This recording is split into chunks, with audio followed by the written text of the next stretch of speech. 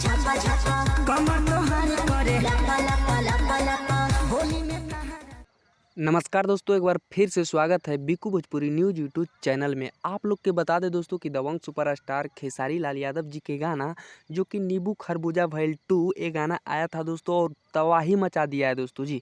आप लोग के बता दें दोस्तों कि भोजपुरी में एक खलबली छा गया है दोस्तों खेसारी लाल यादव जी के गाना आते ही, और हर तरफ सुनने को मिल रहा है दोस्तों खेसारी लाल यादव जी के गाना नींबू खरबूजा भइल 2। ये गाना बहुत जोर तरीका से वायरल हुआ है दोस्तों, जो कि नया चैनल पे वायरल हुआ और उस चैनल का सब्सक्राइब भी 3 लाख होने वाला है दोस्तों। और गाना तो 26 मिलियन क्रॉस व्यूज कर लिया है दोस्तों जी। तो किली पॉल जी ने भी एक रील बनाया है दोस्तों, और इंस्टाग्राम पे बहुत ज़्यादा ये रील वायरल हो रहा था दोस्तों। तो हम सोचे अपना भाई को ये अपडेट बताना चाहिए।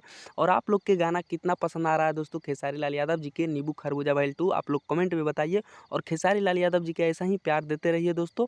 और वीडियो को लाइक नहीं किए तो लाइक कीजिए, चैनल को सब्सक्राइब कीजिए। धन्यवाद।